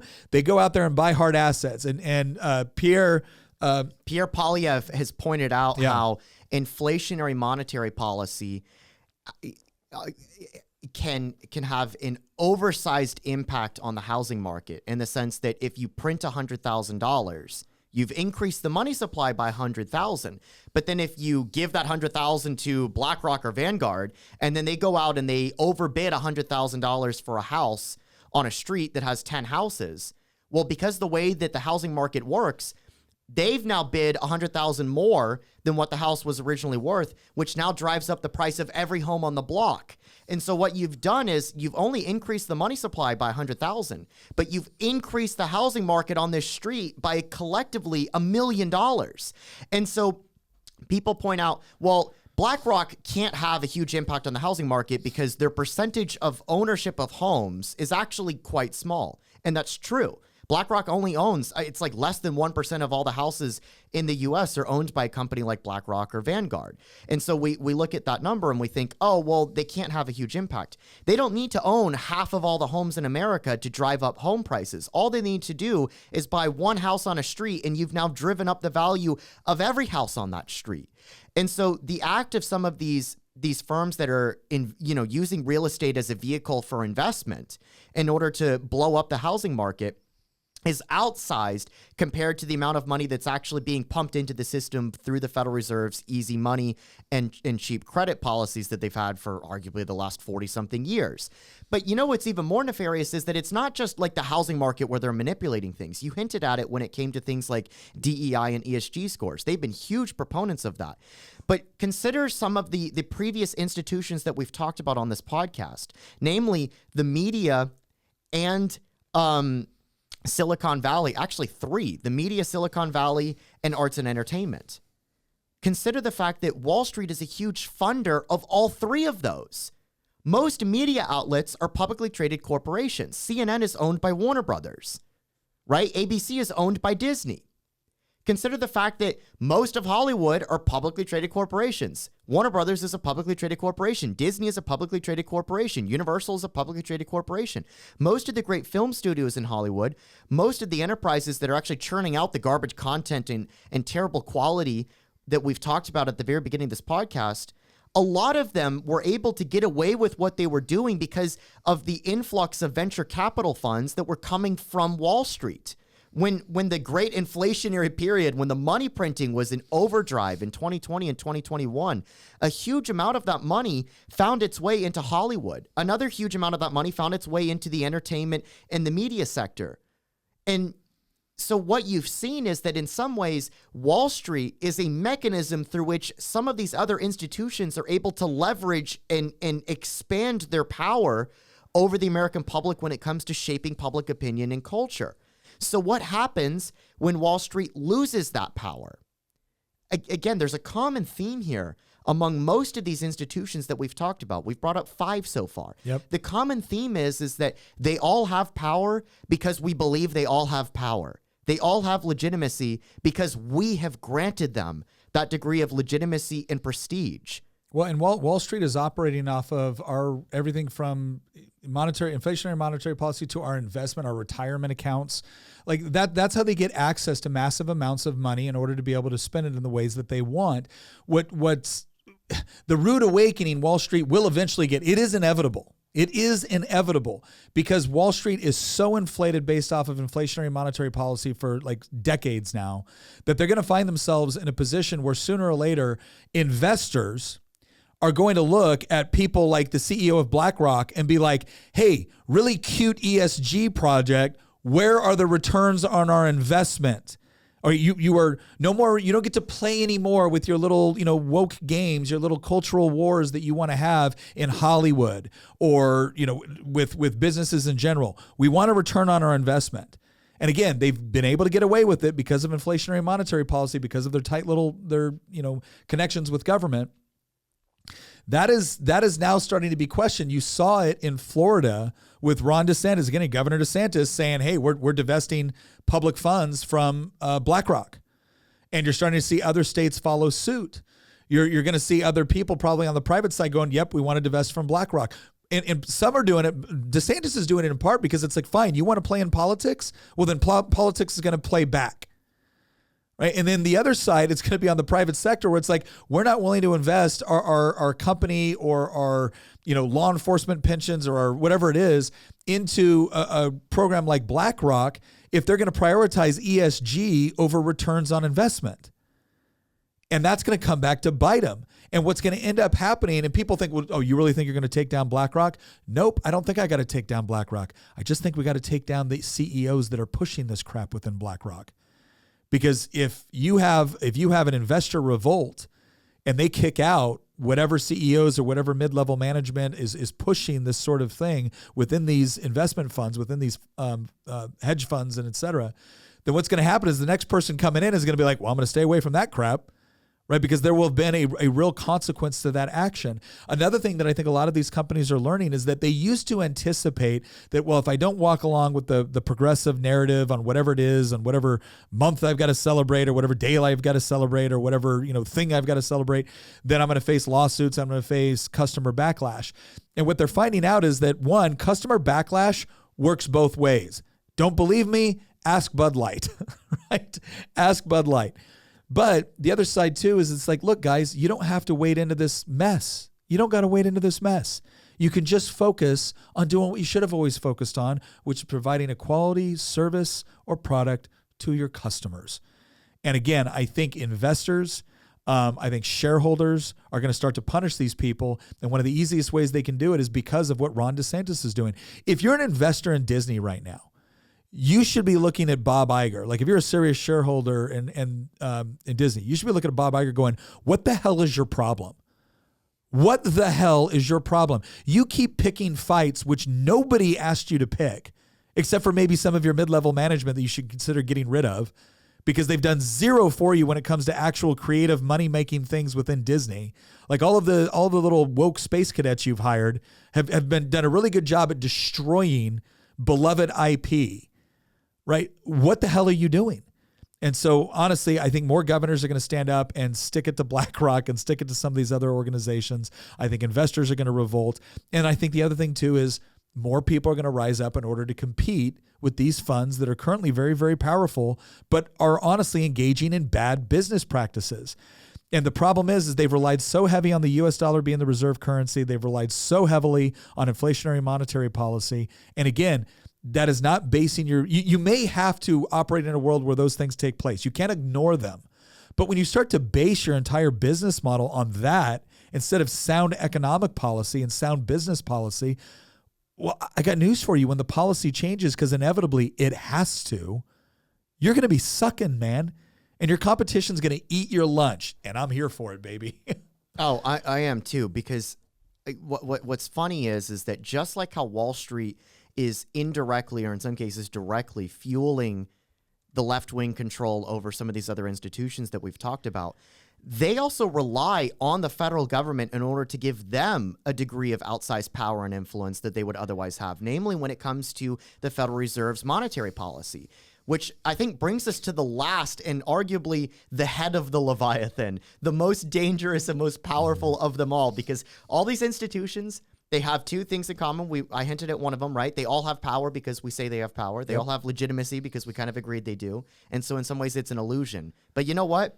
The IRS agent, there's no illusion. Yeah. They have power. I've asked that question once when somebody will be complaining about like, oh, big business is too powerful, or like, Elon Musk, shouldn't have that much money. He's too powerful. Like if Elon Musk showed on my porch right now and demanded $1,000, I would kick his ass off my porch.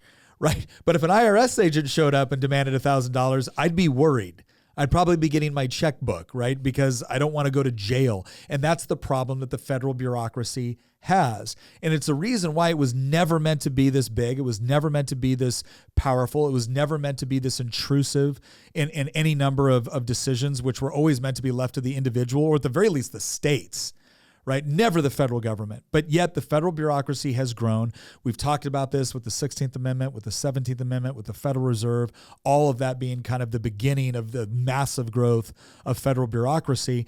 And that fueling the inflationary monetary policy, because one of the biggest things that fuels that policy, and both parties have been guilty. The difference is, for one party, it's just going along with what they actually believe. For the other party, it's a betrayal of their stated principles, right? I'll let you guess which one's which. But what this really comes down to is we are now seeing a massive push, like Donald Trump.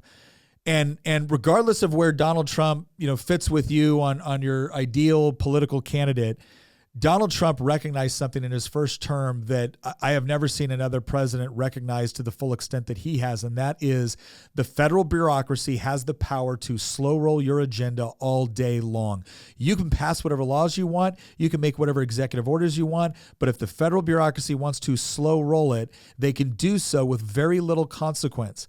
Most people think that the president, well, okay, I get it, he's not the CEO of the entire government because we have separation of powers and we have the legislative branch and the judicial branch, but surely Surely he's the head of the executive branch. Well, yeah, technically, but that doesn't mean he can fire whoever he wants within the executive branch. And the end result has been that we have this massive federal bureaucracy that has not only grown in scope and extent, they've also grown in power. They have the ability to write regulations which have the force of law. You have people in Congress that will write some broad piece of legislation, and then they will grant just about unlimited regulatory power to an executive branch agency to create regulations that have the force of law under that bill, but that no person in Congress, none of your representatives have actually voted on any of those individual regulations. They didn't even know what was going to go on into existence when they voted for the bill in the first place. That's how absurd this has gotten. And it has allowed the federal government, it has allowed the Federal Reserve, it has allowed politicians to be able to try and manipulate the economy to the benefit of their reelection. That's what this comes down to.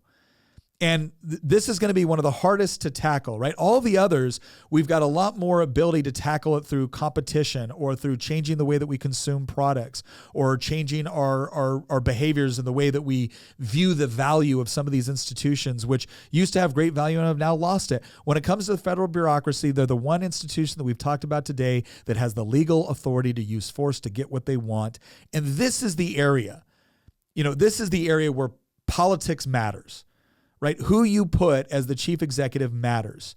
And I think we're going to get into a very, very interesting situation in the not so distant future where the power of the federal bureaucracy is challenged in a way it has never been challenged before. And God bless it, it couldn't come soon enough. Because when people start to recognize that we do not need this huge federal apparatus, that not only is it not important to your day-to-day life, it's detrimental to it. That's going to be the time where we're like, here's what I would love Donald Trump to do. So civil service laws prevents the president from just being to, willy-nilly fire whoever he wants within the executive branch. And that was set up to prevent the spoils system. That's a conversation for a different day.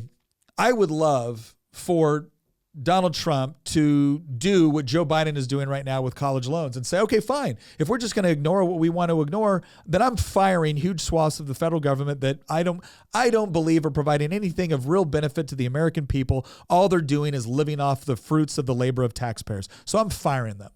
And let's say the Supreme Court says, well, actually, this is a violation of civil service laws. You can't do that. They need a change in the law. I think Donald Trump should immediately go to Congress and say, I want a change in the law. I'm not signing anything until you send me a law dealing with this federal bureaucracy. But in the meantime, here's what I'm going to do. I'm going to pay them. All right, they legally can't be fired. Fine. I'm going to pay them, and they're not fired, but we're locking the building, and I don't want any of them to come into work. Because here's what I think would happen.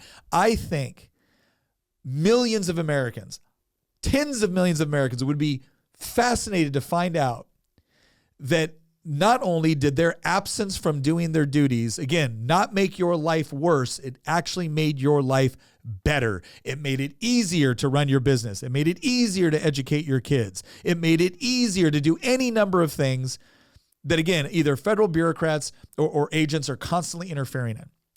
And what would happen at that point is people would become furious with the idea that why are we paying people to sit at home? Because paying them to sit at home is actually better than paying them to do the job that the federal government currently has them doing. And that's the point where people will finally come to the realization that, oh my gosh, this is a colossal waste of money to make my life worse. Yes. Yes, it is, baby. And you can not only get that money back or reinvest it in something else if you want, but I think that would be one of the things that would really question the power of the bureaucracy. And never forget this.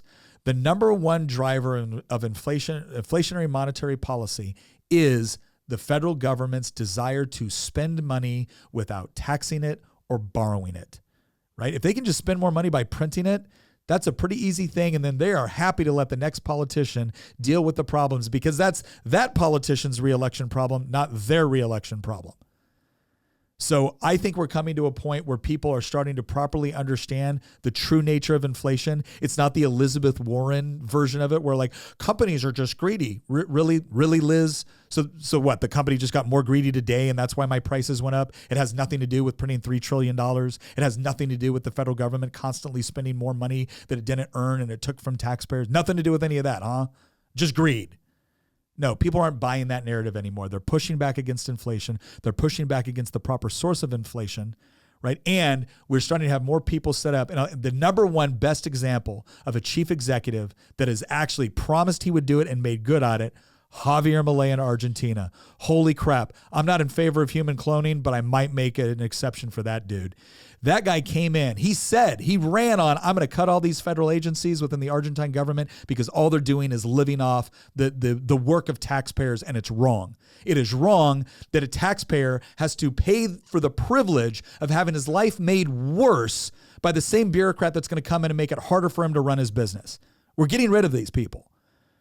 Right? And it was like, oh, you can't do this. He cut the number of ministries in Argentina from 22 to 9, like on his second day in office. He's firing 70,000 federal employees down there. And guess what? People are on board with it because they fail to see the benefit of what all of these public servants are actually doing. Not to mention the fact that I think everybody has gotten really tired of being told by politicians and bureaucrats alike that the only reason why these grandiose ideas from politicians aren't working is because taxpayers haven't given enough of their money to the government. Nobody's buying that crap anymore. And I'm here for it. I'm here for it. So I think those are the two things that are going to really, again, why is the bureaucracy fallen out of favor? They've done it to themselves. Why is Wall Street fallen out of favor? They've done it to themselves. Why the media? Why academia? Why big tech? They've done it to themselves. And in the process of doing it, they've shown us how we're going to fight back and how we're going to do it effectively. And out of the 6 categories we've talked today, 5 of them, you get to be a part of that process right now without having to vote, without having to run for office, without having to show up to a school board meeting. It has to do with what you prioritize. It has to do with just looking for the alternatives that have now arisen and presented themselves and want you as customers. They want to do business with you. They don't hate your values. We just got to choose to do business with those companies. We got to choose to do business with those institutions. You don't got to give up on your dreams of doing certain things because the gatekeepers at higher ed are preventing you from doing so. You don't got to give up on your dreams. You just got to look for an alternative institution which wants to educate you. If you're the sort of person running a company, start looking around and gosh, at this point, it's not even taking a chance. It's a better bet to go with the person that is on board with your mission, wants you to be successful because it means success for them and has capabilities. Maybe they don't have the credential. Do they have the capability? Do they have the aptitude? Do they have the right mindset? I guarantee you're going to get far more value out of training that person to do the job than you are importing an activist from an institution of higher education that was more concerned about teaching them woke ideology than they were the actual skill sets necessary for them to thrive and for your business to thrive. When it comes to the media, there's any number of sources that you can go to now in order to get your information. When it comes to Wall Street, there's alternatives with respect to how you invest. So look, all of this to say, I am like wildly encouraged.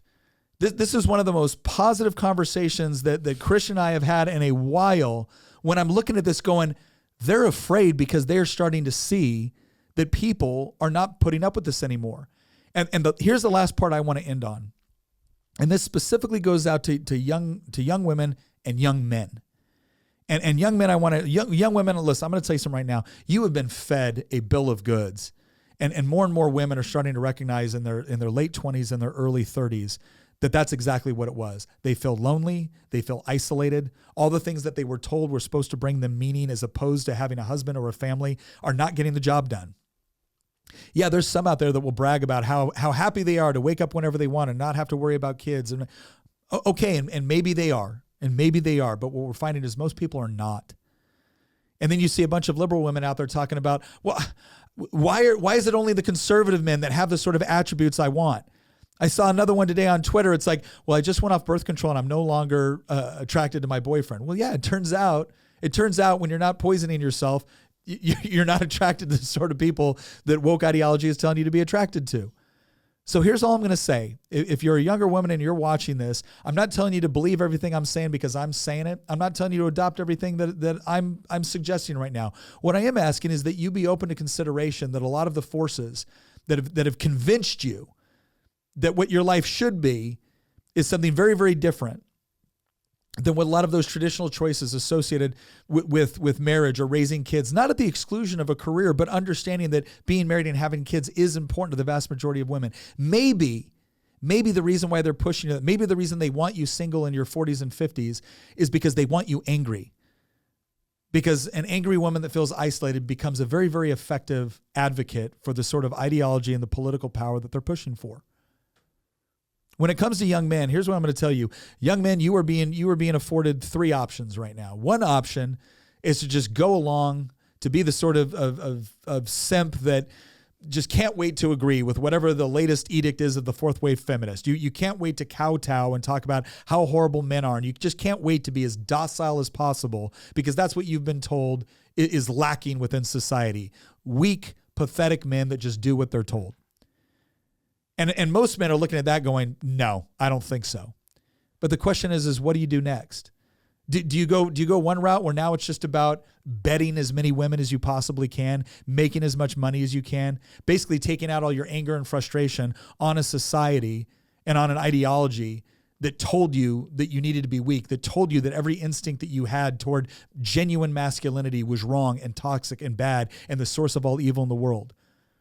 Is that what you're going to do? Or are you going to choose an approach where I'm going to tell you right now, we need young men to be able to save what's going on right now. And I'm not going to tell you it's going to be easy. And I'm not even telling you it's fair or just that you have to do it.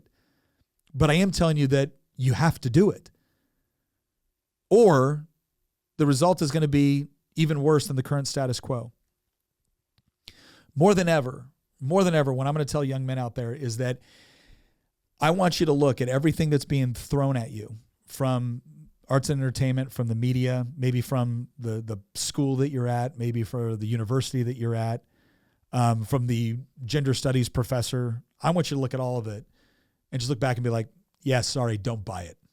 Don't care. Demonstrate confidence, demonstrate strength. And I don't mean arrogance. I don't mean misogyny. I mean genuine strength and confidence that comes from making yourself more capable. Because I promise you, there are women out there that really appreciate that, know exactly what it was, and they want it. There's a lot of other women that are going to realize later that they want it. And unfortunately, some of them are going to realize way too late that that's what they wanted all along. But if young men aren't stepping up to actually fulfill that role within society, it isn't going to get better. It's only going to get worse. And I'm telling you, this version of masculinity that reduces masculinity to nothing more than the quest for power and pleasure is in and of itself corrosive and destructive. But choosing to be a good, honorable man that quite frankly doesn't put up with this crap, doesn't buy it, but by the same token develops themselves spiritually, intellectually, emotionally, physically, and professionally, you are going to have more to do with saving our society and saving this country than arguably anybody else, but only if you choose that path. The good news is, as we're looking at everything today and as we're doing the analysis, and if you watched this before, you know Christian isn't predisposed to optimism. We're looking at all this right now, and it's like we see a path. I'm going to go back to that Rocky IV reference, right? It's that point in the movie where Rocky's just getting pummeled and pummeled and pummeled, and then he pulls off a shot, and all of a sudden it's the Russians cut. And he sits down on that stool in the middle of the round, and his trainer comes over and says, "Do you see? He's not a machine. He's a man. You can do this. It can be done." That doesn't mean it's not. That doesn't mean it's going to be done without pain, or without challenges, or without defeats in the process. But it can be done if we have the will to do it, and we choose the right path in order to accomplish it. The Leviathan is not invincible. Nope. It can be slayed. The Leviathan is cut. It bleeds. All right. Well, listen, we hope that you found this informative. And most of all, I really hope that you found this encouraging, because there has been a lot of stuff. We don't try to sugarcoat the stuff that's going badly, but we do always try to leave people with a way that they can actually fight back against it and fight back. Let me put it this way. The best fighters are the ones that fight for what they love, not fight against what they hate. And there's a lot to love about our society. There's a lot to love about what we believe. There's a lot to love about the people within our lives that bring us meaning and that bring us purpose. There's a lot to love about the objective reality and objective morality that God has given us. And if we're willing to take up that mantle and fight, I really think that we're living in a time where we can come out on the other side of this and say, when it was our turn to do our duty, we did it. And as a result, our kids and our grandchildren get to grow up in the sort of country that we want for them. Once again, thank you for joining us on Making the Argument, and we'll see you next episode.